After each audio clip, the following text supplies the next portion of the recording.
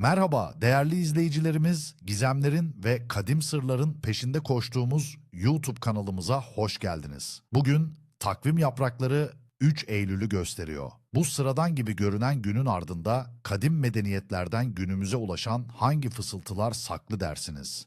Hangi sırlar çözülmeyi, hangi işaretler okunmayı bekliyor?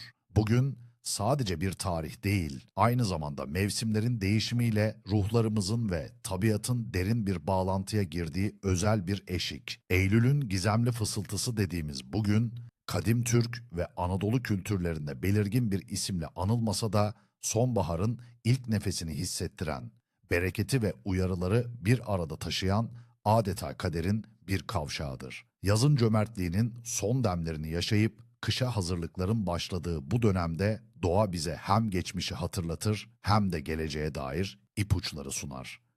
İnsanların doğayla iç içe yaşadığı zamanlarda her günün kendine has bir enerjisi, her değişimin bir anlamı olduğuna inanılırdı. Bugün de işte tam olarak öyle bir gün, toprağın fısıltılarının gökyüzündeki işaretlerle buluştuğu, ruhlarımızın derinliklerinde yankılanan bir dönüşüm zamanı. Bu özel günde dini ve manevi bir bağlamda doğrudan belirli bir bayram veya kutsal olay anılmasa da Türk İslam geleneğinde şükür ve bereket kavramları ön plana çıkar. Hasat mevsiminin sonlarına yaklaşıldığı bu dönemde elde edilen nimetler için Allah'a hamd etmek, ondan gelecek kış için rızık ve afiyet dilemek adettendir. Camilerde ve evlerde edilen dualarda kazancın helal olması, ürünlerin bolluğu ve haneye huzur dolması istenir. Bu sadece maddi bir bereket beklentisi değil, aynı zamanda manevi bir doyum, huzur ve sıhhat arayışıdır. Kadim Anadolu inançlarında ise doğanın ruhuyla bağlantı kurulan, toprağın gücüne inanılan ritüellerin bu döneme yansıdığını görürüz. Parayı bulmak sürpriz bir kazanca, kaybetmekse dikkatli olmanız gereken bir harcamaya delalet eder. Uçmak, özgürlüğe, kısıtlamalardan kurtulmaya ve hedeflerinize ulaşmaya işaret eder. Ancak kontrolsüz uçuşlar veya düşme hissi hayatınızda belirsizlikler yaşadığınızı gösterebilir. Bu günde doğanlar, Eylül'ün gizemli fısıltısı gününde doğanlar, tıpkı mevsimlerin değişimi gibi derin bir dönüşüm enerjisiyle dünyaya gelirler. Onlar genellikle iç dünyaları zengin, sezgileri güçlü ve çevrelerine karşı oldukça duyarlı bireylerdir. Doğa ile güçlü bir bağları vardır ve çoğu zaman sanatsal yeteneklerle donatılmışlardır. Esnek yapıları sayesinde hayatta karşılaştıkları zorluklara kolayca adapte olabilirler. Ancak bu duyarlılıkları onları zaman zaman melankolik yapabilir veya başkalarının sorunlarını kendi omuzlarında hissetmelerine neden olabilir. Derin düşünürler ve hayatın anlamını sorgulamaya meyillidirler. Kendilerine has bir bilgelikleri vardır ve genellikle çevrelerinde bilge bir danışman olarak görülürler. Hayatları boyunca birçok kez dönüşüm yaşarlar, adeta küllerinden yeniden doğarlar.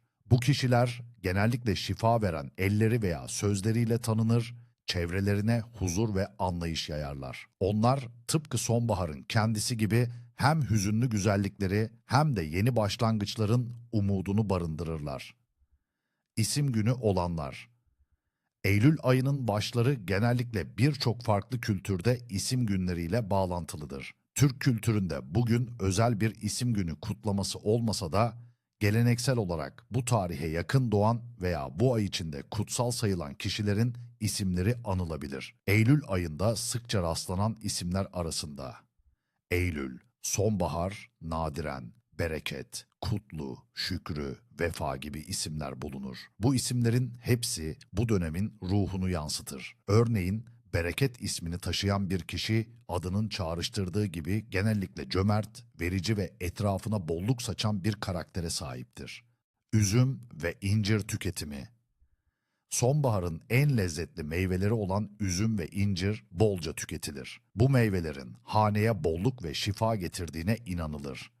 Özellikle yaşlılar bu meyveleri tüketerek kışa dinç girmeye çalışırlar. Şimdi ise bu gizemli günün en dikkat çekici kısmına, yani kesinlikle kaçınmanız gereken yasaklara ve bunların ardındaki kadim uyarıcılara odaklanalım. Günün başlıca yasakları. 1. Dileklerinizi sesli söylemeyin veya başkalarına anlatmayın. Bugün dileklerinizin ve niyetlerinizin gücü çok yüksektir. Ancak kadim inanışa göre dileklerinizi yüksek sesle dile getirmek veya başkalarıyla paylaşmak onların gerçekleşme enerjisini dağıtır, hatta kötü niyetli ruhların dikkatini çekerek ters tepmesine neden olabilir. Dileklerinizin gerçekleşmesini istiyorsanız onları kalbinizde saklayın ve sadece evrenle fısıldaşın. 2.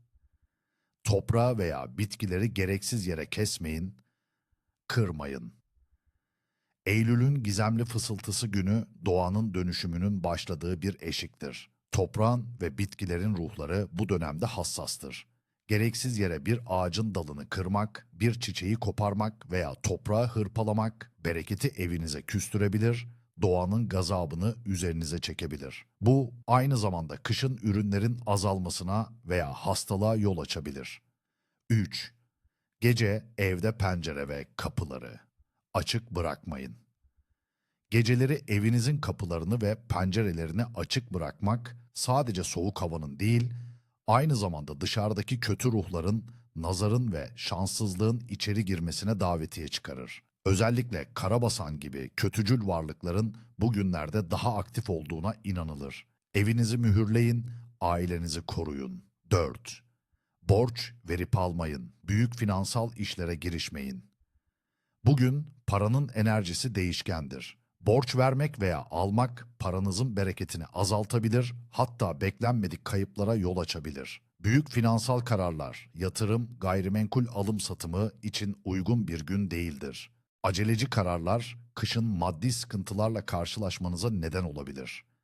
Paranın evinizden çıkmasına izin vermeyin, aksi takdirde size geri dönmeyebilir. 5. Evde tartışmayın, kavga etmeyin. Evdeki huzur ve uyum bugünün en önemli bereket kaynaklarından biridir. Tartışmak, küsmek veya yüksek sesle kavga etmek hanedeki pozitif enerjiyi dağıtır, kötü enerjilerin yerleşmesine zemin hazırlar. Bu aile içinde uzun süreli huzursuzluklara, hatta hane içinde ayrılıklara yol açabilir. Sevgi ve anlayışla hareket edin. 6. Saç ve tırnak kesmekten kaçının. Kadim inanışlara göre bu tür kişisel temizlik ritüelleri vücudumuzdaki enerjiyi etkiler. Özellikle bu eşik gününde saç veya tırnak kesmek ruhsal enerjinizi zayıflatabilir. Kötü şans veya hastalık çekmenize neden olabilir. Vücudunuzun doğal döngüsüne saygı duyun. 7. Yiyecekleri israf etmeyin, aç bırakmayın. Yazın bereketiyle dolmuş sofraların son demlerinde yiyecekleri israf etmek büyük günahtır. Toprağın ve Allah'ın verdiği nimete karşı saygısızlık olarak kabul edilir. İsraf, kışın yokluğa ve açlığa neden olabilir.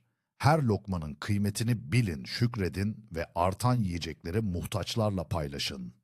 8. Yeni giysi almaktan veya giymekten sakının. Bugün yeni bir giysi almak veya ilk kez giymek yeni başlangıçlar için pek de hayırlı sayılmaz. Bu beklenmedik talihsizliklere veya giysinin kısa ömürlü olmasına yol açabilir. Giysiler ruhumuzun bir uzantısı olarak görülür ve bu hassas günde yeni bir enerji yüklemekten kaçınılmalıdır. 9. Güneş battıktan sonra çamaşır asmayın. Akşam karanlığı çöktükten sonra çamaşırları dışarıda bırakmak veya asmak kötü ruhların veya nazarın çamaşırlara sinmesine neden olabilir. Bu çamaşırları giyen kişiye şanssızlık veya hastalık getirebilir. Güneşin batışıyla birlikte evin içindeki her şey içeri alınmalıdır. 10. Aynalara uzun süre bakmaktan kaçının. Aynaların farklı boyutlara açılan kapılar olduğuna inanılır. Este encontro acendeu nele a chama missionária que viria a moldar o futuro da Inglaterra. Contudo, o destino tinha outros planos para o monge recluso. Ele foi convocado de volta à vida pública, primeiro como diácono e depois como embaixador papal em Constantinopla. Mais tarde, contra a sua vontade e em meio a uma praga devastadora, foi aclamado papa pelo povo de Roma. A sua eleição foi quase forçada. Tamanha era a sua relutância em abandonar a tranquilidade do mosteiro. Como Papa, Gregório revelou-se um líder extraordinário, não apenas no domínio espiritual, mas também no temporal. Ele organizou a defesa de Roma contra os lombardos, distribuiu alimentos aos famintos e governou com uma combinação rara de prudência, caridade e firmeza. Uma das histórias mais conhecidas é a de como, durante uma procissão para implorar o fim da praga, ele viu um anjo na forma de São Miguel Arcanjo pousar sobre o mausoléu de Adriano, hoje Castel Sant'Angelo, embainhando a sua espada, um sinal de que a praga terminaria. E assim foi. Mas talvez o seu legado mais duradouro seja a sua paixão pela liturgia e pela música sacra. Ele é creditado, embora o seu papel tenha sido mais de organização do que de invenção, com a estruturação do canto gregoriano, que se tornaria a alma musical da Igreja por séculos. A tradição conta que o Espírito Santo, na forma de uma pomba branca, sussurrava nos seus ouvidos as melodias e as palavras divinas, enquanto ele as ditava aos seus escribas. Por isso, muitas representações de São Gregório o mostram com uma pomba no ombro. Era um homem de visão, que consolidou o poder papal. Enviou missões evangelizadoras, como a de Santo Agostinho de Cantuária para a Inglaterra, e escreveu extensivamente, deixando obras que ainda hoje são estudadas. A sua vida foi uma ponte entre o mundo antigo e a Idade Média, um farol de sabedoria e fé em tempos sombrios. E essa luz, esse sussurro sábio, continua a guiar-nos até hoje. Significa que o sonhador está prestes a receber uma revelação importante, uma nova sabedoria ou um conselho vital que virá de uma fonte inesperada ou de um estudo profundo. Pode indicar a necessidade de procurar conhecimento, de ler mais ou de ouvir a voz da experiência. Este sonho é um convite à reflexão e ao aprendizado. Um aviso de que a resposta para um problema reside na aquisição de nova informação ou na revisitação de velhos saberes. Sonhar que está a subir uma montanha ou uma escada íngreme. Tal sonho simboliza os desafios que enfrenta na vida e a sua capacidade de os superar. É um indicativo de que está no caminho certo para alcançar os seus objetivos, mas que exigirá esforço e perseverança. Se o sonho for acompanhado de um sentimento de realização no topo, significa que o sucesso está garantido após superar as dificuldades. Se sentir cansaço, mas continuar a subir, é um sinal de que a sua força interior será testada, mas prevalecerá. Este sonho sugere que, tal como São Gregório enfrentou as adversidades da sua época, também o sonhador tem a capacidade de ascender acima dos seus obstáculos. Sonhar com águas calmas e claras. Ver águas serenas, seja num rio, lago ou oceano, é um excelente presságio. Significa paz interior, clareza emocional e um período de tranquilidade a caminho.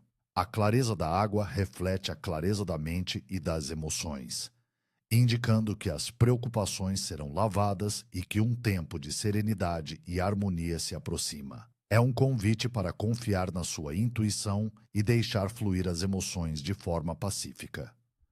Sonhar com uma pomba branca.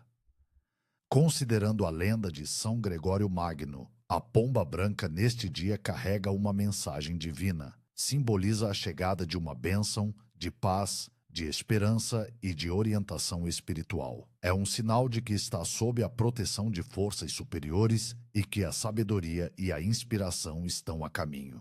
Dita a seguinte intenção em voz baixa: pela luz de São Gregório, doutor da Igreja e da sabedoria, que a chama desta vela ilumine a minha mente e acenda a minha intuição. Que a verdade se revele e as decisões sábias me guiem. Deixa a vela queimar até ao fim. Se não puderes, apaga-a com um abafador. Nunca sopres. E acende-a novamente na noite seguinte. O que fazer depois? Guarda o papel num local seguro, como um livro de sabedoria ou de orações. As respostas podem vir através de sonhos, de conversas inesperadas ou de uma súbita clareza mental nos dias seguintes. Acredita que a sabedoria já está a trabalhar a teu favor. 2. Bênção dos alimentos colhidos. Objetivo: Agradecer a abundância da terra e garantir que os alimentos se mantenham frescos e nutritivos durante o outono e inverno. O que precisas? Uma pequena cesta ou travessa com alguns frutos ou vegetais da estação, uvas, maçãs, peras, abóboras. Um raminho de alecrim fresco, símbolo de proteção e purificação, água benta, opcional. Quando e como realizar? Pela manhã, antes do almoço, reúne os alimentos na cesta. Segura o raminho de alecrim e passa-o suavemente por cima dos alimentos, como se estivesses a espalhar uma energia protetora. Podes borrifar um pouco de água benta. Dita estas palavras de gratidão e proteção. Ó Mãe Terra, agradeço por estes frutos da tua generosidade. Que a bênção de São Gregório os guarde do mal e da deterioração. Que nos alimentem o corpo e a alma com saúde e prosperidade. Que a abundância nos acompanhe até a próxima colheita. O que fazer depois? Consome esses alimentos primeiro, partilhando-os com a família. O alecrim pode ser seco e guardado na despensa, como um amuleto de proteção para todos os mantimentos. 3. Ritual da limpeza de ambientes com sábia fumaça. A energia negativa gerada por conflitos pode contaminar o lar e as relações por um longo tempo, trazendo desentendimentos persistentes. Além disso, cortar a reputação de alguém com fofocas pode levar a que a sua própria reputação seja manchada. Este dia exige temperança na fala e nas ações para manter a harmonia e a paz interior e exterior. A sua boca deve ser um canal para a sabedoria, não para o veneno. 4.